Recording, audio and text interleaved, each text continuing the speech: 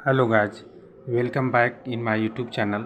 जैसा कि आप सभी देख रहे होंगे कि झारखंड के तत्कालीन मुख्यमंत्री चंपई सोरेन द्वारा परीक्षा से संबंधित नए गाइडलाइन जारी किया गया है और उन्होंने सख्त निर्देश दिया है अधिकारियों को कि जितना जल्दी से जल्दी हो सके सभी एग्ज़ाम को सितंबर तक कंप्लीट किया जाए।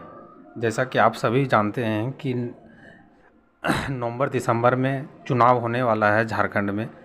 इस वजह से सरकार चाहती है कि सितंबर अक्टूबर तक सारी वैकेंसियों को जल्द से जल्द भरा जा सके, ताकि इसी आधार पे चुनाव मैदान में लोगों के बीच जाया जा सके।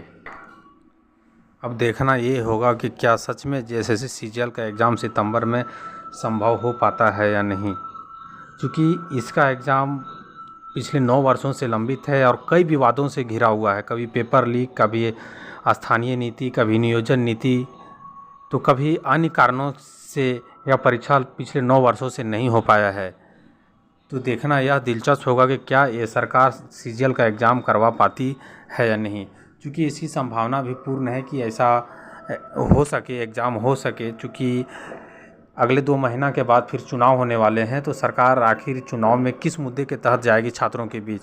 और पिछली बार सरकार आई थी इसी आधार पे कि हमने नए से नए वैकेंसी क्रिएट करके अधिक से अधिक लोगों को सरकारी नौकरी में लाने का प्रयास करेंगे, पर सरकार अब तक इस कारनामे को कर पाने में विफल रही है।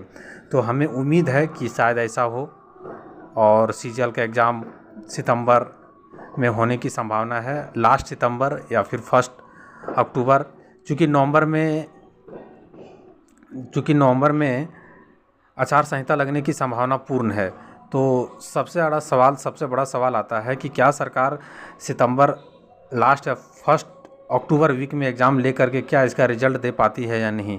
अब ये देखना काफ़ी दिलचस्प होगा और ये भविष्य के गर्त में छुपा है कि क्या सच में ये एग्ज़ाम होगा, ये सच में क्या सरकार इन सारे प्रोसेस को क्लियर करके लोगों को ज्वाइनिंग भी दे पाएगी या नहीं, या फिर पिछली सरकार की तरह सिर्फ एग्ज़ाम लेकर के छोड़ देगी और फिर आने वाली सरकार उस चीज़ को फिर से नया नोटिफिकेशन जारी कर देगी।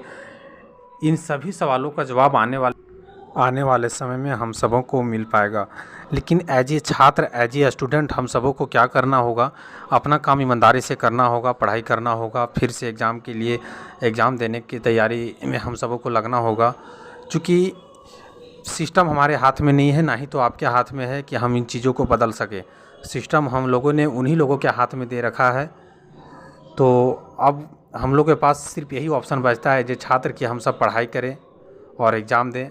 आने वाले समय में ये चीज़ पता चल पाएगा कि एग्ज़ाम फेयर हो पाता है या नहीं।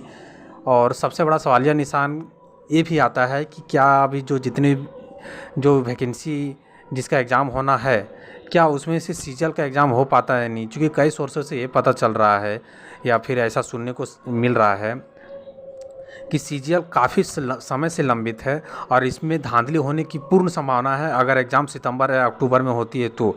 इसलिए सरकार डरी हुई है कि कहीं ऐसा ना हो जाए कि फिर धांधली हो जाए बड़े स्तर पे, जैसा पिछला जनवरी में माह में हुआ था, और फिर छात्रों के मन में ये आक्रोश उत्पन्न हो जाए और ये आक्रोश कहीं चुनाव में उनके विपक्ष में ना आ जाए। इस वजह से कहीं कहीं ये ऐसा भी सुनने में आ रहा है कि सीजीएल शायद ना ले और बाकी सभी लंबित वैकेंसियों को क्लियर करने का प्रयास करे। पर इन सभी सवालों का जवाब आने वाला समय ही दे पाएगा, आखिर सच में क्या एग्ज़ाम सरकार ले पाती है या नहीं।